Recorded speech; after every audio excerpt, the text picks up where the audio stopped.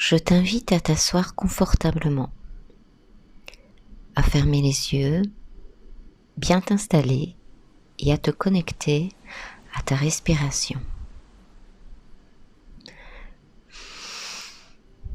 Inspirer par le nez, remplir le ventre et expirer par la bouche.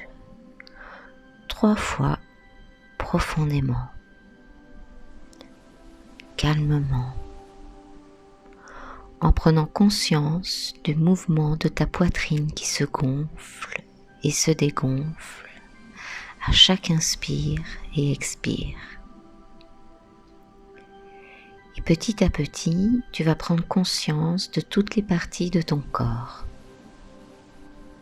La tête, la nuque, les épaules, la poitrine qui se gonfle quand tu inspires, le ventre, et continue à respirer lentement en t'arrêtant sur tes bras le long de ton corps, ton bassin, tes cuisses, tes jambes, tes pieds.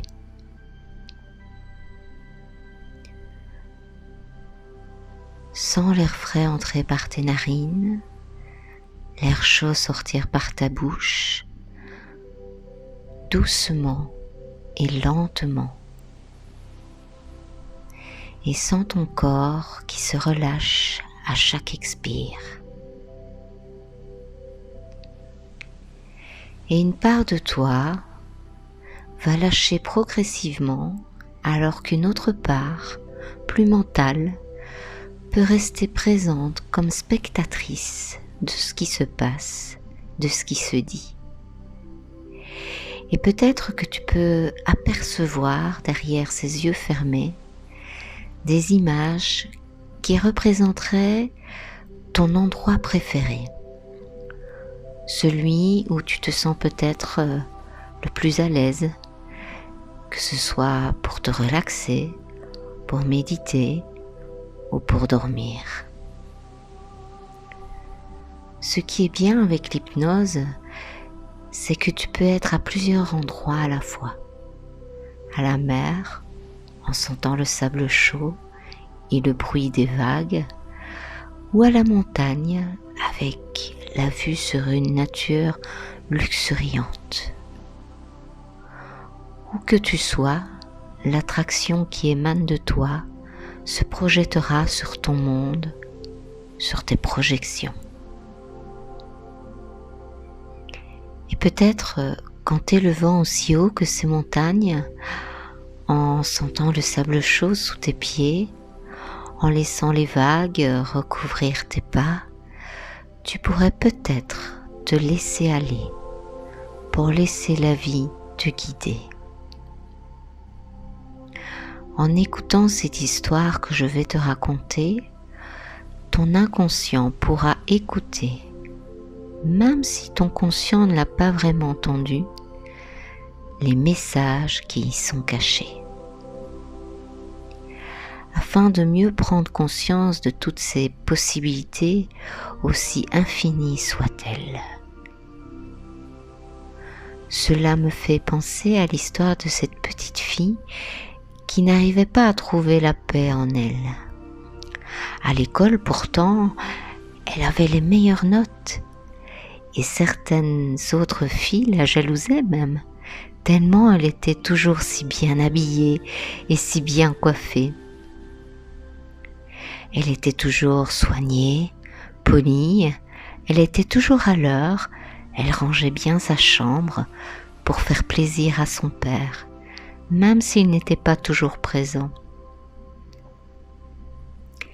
Elle rangeait même la maison en entier, parfois, pour que son papa soit fier d'elle. Elle ramenait parfois des fleurs qu'elle cueillait sur le chemin de retour de la maison, juste pour voir un sourire sur le visage de sa maman. Elle faisait tout bien, tout. Mais la seule chose qui ne fonctionnait pas, c'était son esprit. Mais ça, personne ne le savait.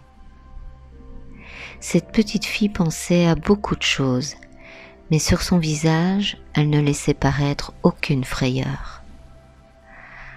À l'intérieur, son angoisse était de plus en plus grande, et plus elle grandissait, et plus elle voulait être la meilleure en tout. Elle se devait d'être parfaite, que ce soit à la maison, à l'école, avec ses amis, elle se devait d'être géniale. Et pour ça, elle était prête à le prouver à la terre entière. Cette petite fille grandissait et commençait à perdre confiance, tellement elle courait dans tous les sens pour répondre aux besoins des autres et pour pouvoir à tout prix se sentir aimée. Peu importe le prix à payer.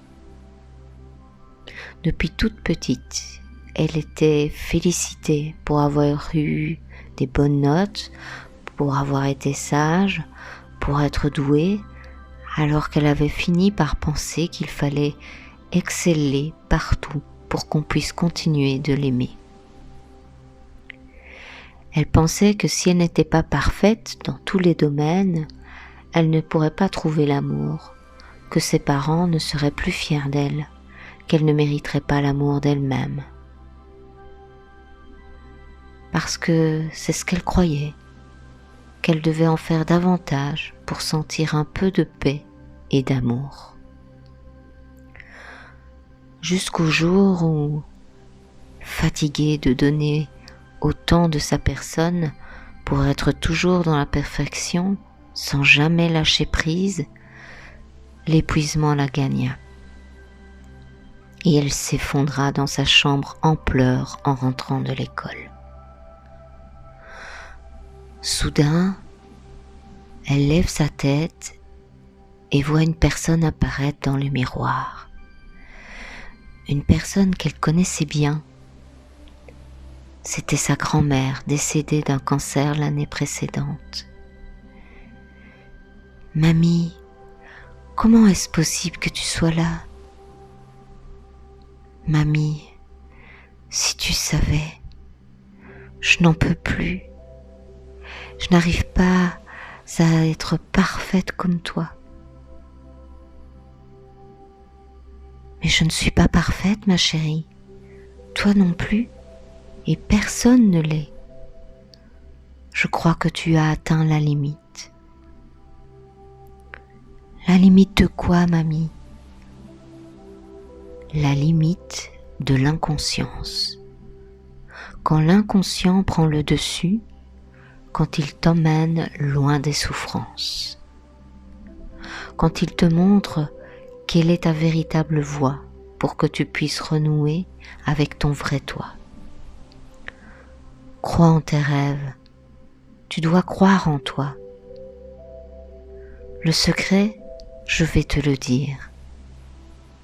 Non seulement tu attires ce que tu penses, mais tu deviens ce que tu penses le plus. Alors peu importe ce que les autres penseront, à toi d'amener la vie de tes rêves. La petite fille se réveilla. Il n'y avait plus personne, pourtant ça paraissait si vrai. Depuis ce jour-là, elle commença à sourire à cette nouvelle vie qui se présentait à elle, car elle savait que la perfection ne l'intéressait plus.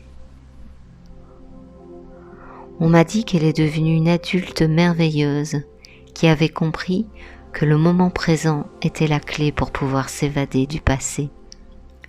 Il paraît qu'aujourd'hui, elle est chef d'entreprise et elle enseigne aux autres à changer leur perception pour vivre leur vie de rêve. Je me disais que peut-être toi aussi, tu pourrais laisser la vie te guider là où elle doit te mener.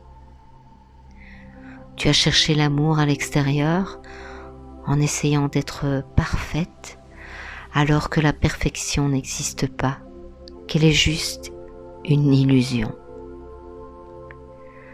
Peut-être que quand tu étais encore une enfant, peut-être que l'on t'a dit que telle ou telle chose n'était pas assez bien faite. Peut-être qu'on t'a même dit que ce n'était jamais assez bien, comme si tu n'étais qu'une moins que rien. Et longtemps, tu as ravalé tes larmes et ton chagrin. Peut-être que la vie t'a mise sur ta route des épreuves si fortes que tu as pris pour habitude de travailler toujours sur toi-même pour que chaque jour devienne meilleur que le précédent, au point d'en oublier le moment présent. En travaillant d'arrache-pied sans jamais s'arrêter. Peut-être as-tu eu peur qu'on te juge, que tu voulais toujours et encore améliorer tes projets avant même que de les voir se créer pour ne pas que l'on te dise encore que tu aurais pu faire mieux. Peut-être que ton inconscient a tellement été critiqué par le passé qu'il a peur que cela se reproduise à nouveau. Et ce besoin d'être irréprochable dans ce que tu entreprends, que ce soit pour les autres, mais surtout pour toi-même, comme une éternelle insatisfaction, à voir le moindre défaut dans chaque chose qui se présentait. Peut-être que cet inconscient a enregistré qu'il fallait toujours mieux faire pour satisfaire les attentes des autres. Mais cet inconscient peut être rassuré, et l'enfant à l'intérieur de toi aussi. Parce que même s'il a couru après la perfection, même si cette peur de revivre le rejet ou la trahison est encore là, ces blessures vont maintenant pouvoir guérir et être remplacées par la liberté et le bonheur d'exister à sa juste valeur. Alors maintenant, le perfectionnisme, c'est fini. Tu peux vivre pour toi et t'accepter tel que tu es, en acceptant que tes erreurs te font grandir et t'aident à mieux percevoir ce que tu souhaites, ce que tu désires. La vie est faite d'erreurs et de renouveau, et tout est en perpétuel changement. Et tu fais maintenant partie de ce mouvement en étant qui tu es et en te donnant le droit d'exister pleinement parce que tu le mérites. D'ici quelques instants, tu vas pouvoir revenir à la réalité. Quand tu te sentiras prête, tu vas pouvoir revenir ici et maintenant en ouvrant les yeux.